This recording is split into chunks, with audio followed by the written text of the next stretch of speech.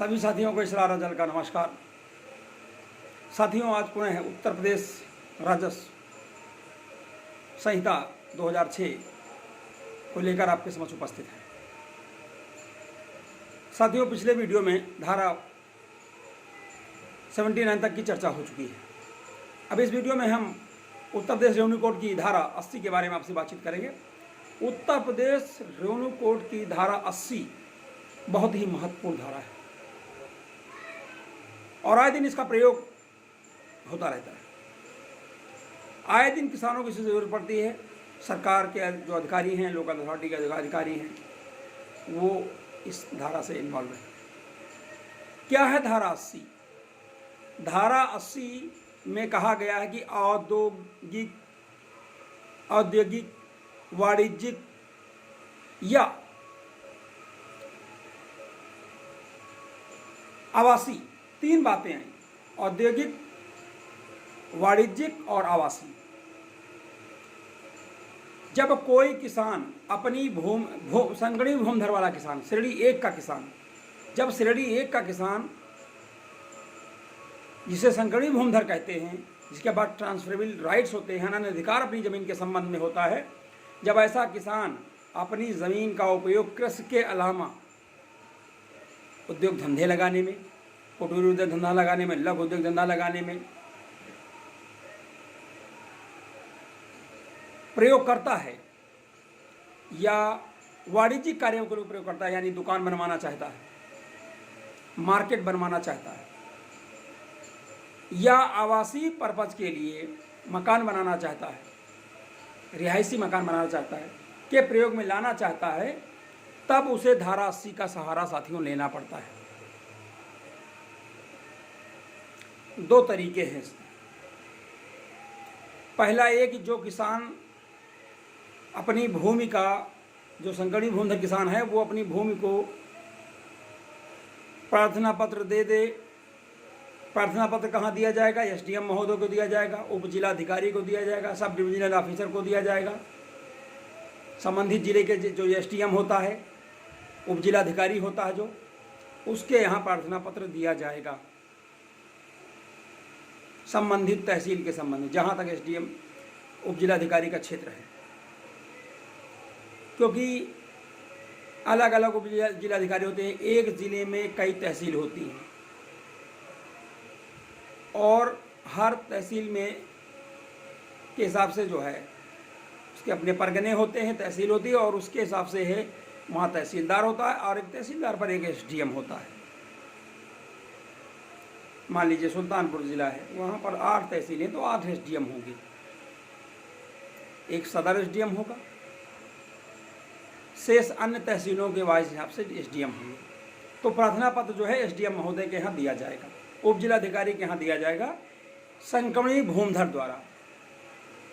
यहाँ बताते चलें कि असंगणी भूमिधर जो होता है या आसामी जो होता है या सरकारी पट्टेदार, जो 3 श्रेणियाँ और हैं भूमिधरों की, ये लोग अपनी ज़मीन को कृषि के अलावा किसी और कार्य में प्रयोग नहीं ला सकते। जिस काम के लिए, मान लीजिए सरकारी पट्टेदार है, वो जिस काम के लिए उसको किया गया वो वही उसमें, मान लीजिए सिंघाड़े का पट्टा है, मान लीजिए मछली का पट्टा है, मत्स्य पालन का है, तो वो अपना वही चीज़ करेगा। असंगणी भूमिधर जो होता है, नॉट ट्रांसफरेबल राइट वाला या आसामी जो होता है, वो अपनी ज़मीन को कृषि के प्रयोजन के लिए, कृषि संबंधी कोई भी कृषि कर सकता है, किसी तरह फसल कर ले सकता है, उसी के लिए प्रयोजन में लाएगा, बाकी नहीं लाएगा। ये पीछे वीडियो में बता देगा, फिर बता रहे हैं। तो संगणी भूमिधर जो होता है साथियों, वो जो है ये देता है एप्लीकेशन उप जिलाधिकारी के यहाँ कि हमारी ज़मीन को जो है औद्योगिक पर्पज के लिए या वाणिज्यिक पर्पज के लिए या जो है आवासीय पर्पज के लिए प्रयोग में लाई जाए, प्रयोग में लाना चाहता हूँ, लिया जाए, प्रार्थना पत्र दे रहा हूँ।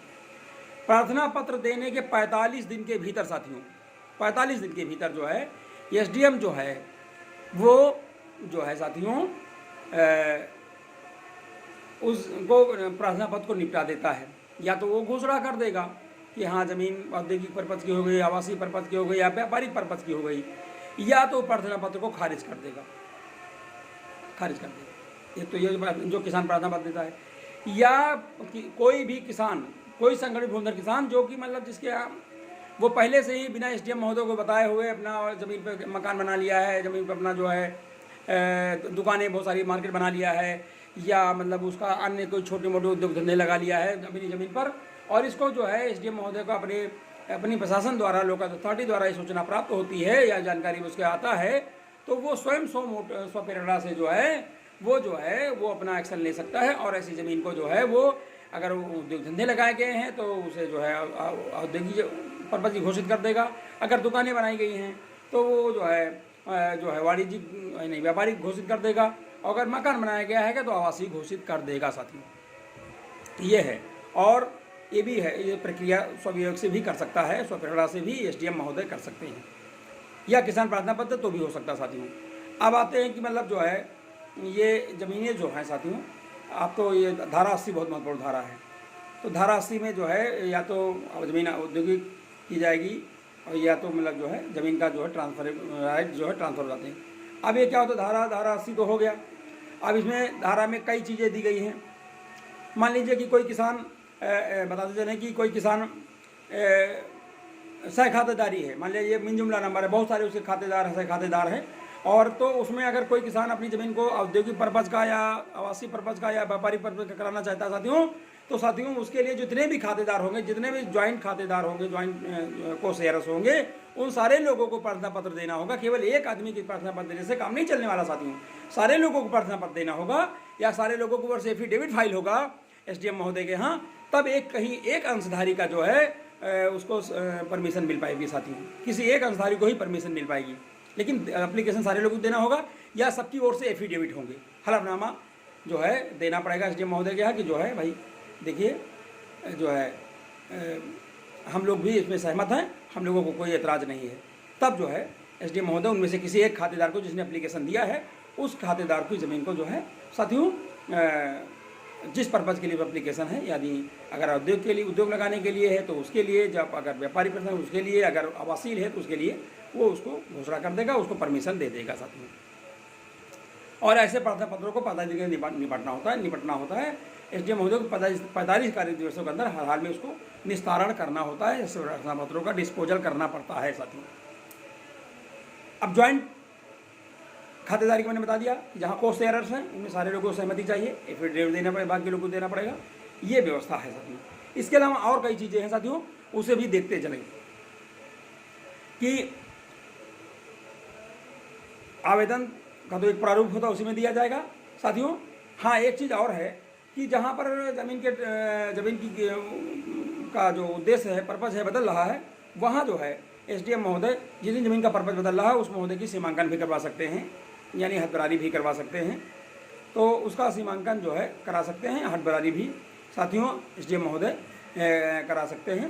तो ये भी है कि मतलब जो है हदबरारी वाला सिस्टम भी एसडीएम महोदय करा सकते हैं, यानी जो है डिमार्केशन जो है करवा सकते हैं, सीमांकन करवा सकते हैं। सीमांकन बहुत आवश्यक होता है, क्योंकि ज़मीन निकल गई है तो बाकी खातेदार चिल्लाने पुवाने लगेंगे, बाकी खातेदारों को दिक्कत हो जाएगी कि हमारा यहाँ रह गया, हमारा पूर्व, हमारा पश्चिम। तो उसकी एक बिल्कुल तय होता है कि कौन सी दिशा में होगा, उसकी चौहद्दी देनी पड़ती है, उसकी जो है बाउंड्रीज़ हैं वो सारी बतानी पड़ती हैं, और उसके अलावा जो है डिमार्केशन जो है एफिडेविट करवाएगा। इसके अलावा और भी चीज़ें हैं साथियों कि अगर एसडीएम महोदय को ये ज्ञात हो जाए कि उसका ज़मीन का जो पर्पज़ है बदलने से, उद्देश्य बदलने से, उसका उपयोग यूज बदलने से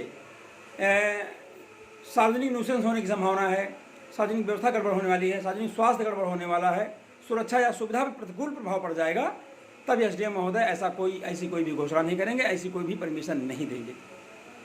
अगर ज़मीन की किस्म बदलने, ज़मीन का यूज बदलने से, पर्पज़ बदलने से अगर सार्वजनिक सुरक्षा कोई खतरा हो रहा है, सार्वजनिक सुविधा को कोई खतरा हो रहा है, समाज में कोई खतरा हो रहा है, तो ऐसे या लोक न्यूसेंस कोई हो रहा है, तो ऐसे हालात में एसडीएम महोदय जो है ऐसी बिल्कुल परमिशन नहीं देंगे साथ। ये बार कर रहा है, बिल्कुल उसको परमिशन नहीं देंगे।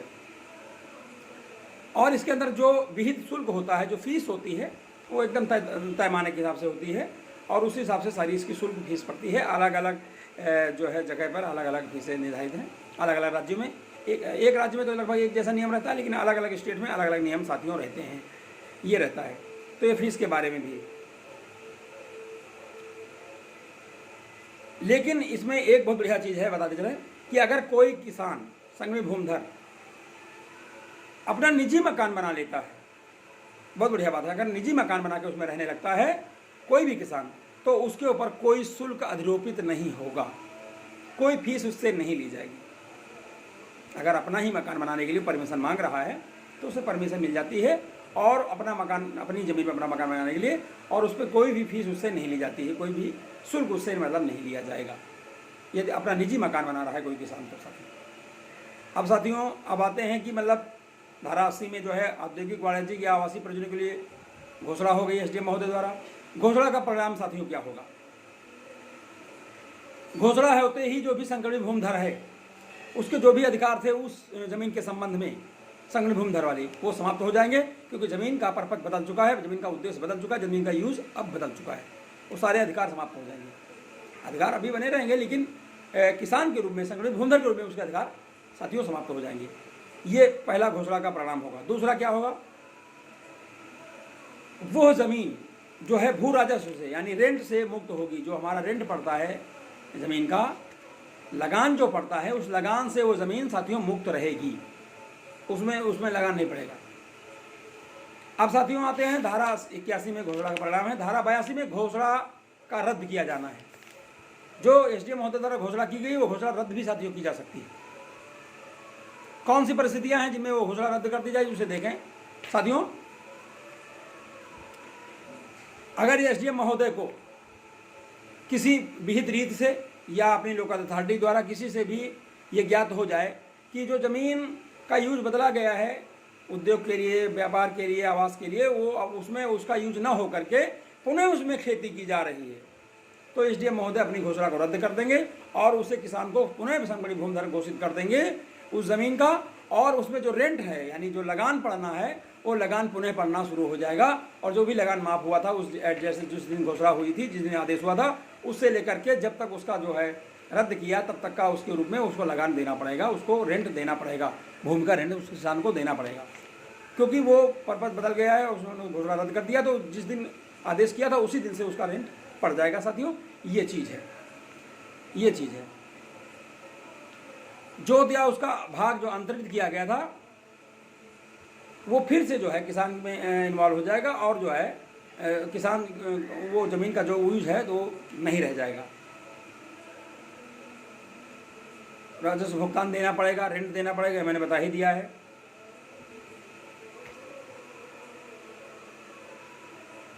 घोषणा या रद्दकरण को अभिलिखित किया जाए। जब धारा 80 के दिन जो घोषणा की गई है, अगर उस घोषणा को रद्द किया जाता है तो लिखा पढ़ी में रद्द होगी, रिटर्न में लिखा पढ़ी में आदेश होगा, रिटर्न में आदेश ऑर्डर होगा, और ये आदेश जो है धारा 83 में है। उत्तर प्रदेश राजस्व अधिनियम की धारा 83 में जो घोषणा एसडीएम महोदय धारा 80 में करते हैं उसको 83 में रद्द करने का अधिकार उनको है, और रद्द करते समय उसको जो है विहित रूप में और लिखा पढ़ी में और रिटर्न जो है रिटर्न आर्डर्स में होगा। जो आदेश होगा वो रिटर्न आर्डर्स में होगा, लिखित आदेश में जो है किया जाएगा, लिखा पढ़ी में किया जाएगा, आदेश जो है लिखित होगा। साथियों ये है धारा 83। तो इस वीडियो में साथियों आज हमने धारा 80 में जो ज़मीन किसान संगठित भूमिधर की कृषि से भिन्न प्रयोजनों के उपयोग में लाई जाती है, चाहे वो उद्योग के लिए, चाहे व्यापार के लिए, चाहे मकान बना करके बेचने के लिए, उनका वर्णन मैंने किया। धारा 80 में परमिशन है एसडीएम महोदय की, धारा 81 में घोषणा का परिणाम है, और धारा जो है 82 में जो है साथियों घोषणा रद्द की जा सकती है, और धारा 83 में जो है घोषणा को रद्द करने को जो होगी तो उसका लिखा पढ़ी में रद्द किया जाएगा और उसका लिखित आदेश होगा एसडीएम महोदय द्वारा। तो साथियों ये इस वीडियो में आज इतना ही। आप परमिशन जो खेती ज़मीन को उसका यूज बदलने की जो परमिशन ली जाती है उसके बारे में इस वीडियो में आपने जाना। आशा नहीं बल्कि पूर्ण विश्वास है कि वीडियो आपको बहुत पसंद आएगा। आप सभी साथी इस वीडियो को देखें, लाइक करें, शेयर करें, और पसंद आने पर चैनल को सब्सक्राइब अवश्य करें। आप सभी साथियों को बहुत बहुत धन्यवाद। आपके सुझावों का भी साथियों स्वागत रहेगा। हमारा मोबाइल नंबर है 9839075986। साथियों उत्तर प्रदेश राजस्व संहिता का जो ये वीडियो बना रहे हैं, इसका मुख्य मकसद जो है, जो उत्तर प्रदेश में रहने वाले समस्त किसान हैं वो किसान जो है इस रेवेन्यू कोड को समझें, इस रेवेन्यू कोड में दी गई सेक्शंस को समझें, धाराओं को समझें, किस धारा में क्या बात कहेगी उसको समझें, अपने अधिकार समझें, अपने कर्तव्य को समझें। इसीलिए ये video Uttar Pradesh revenue code के मैनुअल जो है रेवेन्यू कोड 2006 के बारे में बनाए जा रहे हैं। और आशा नहीं बिल्कुल विश्वास वीडियो आपको पसंद आएंगे। आप सभी साथियों को बहुत बहुत धन्यवाद। जय राष्ट्र, जय भारत, जय संविधान।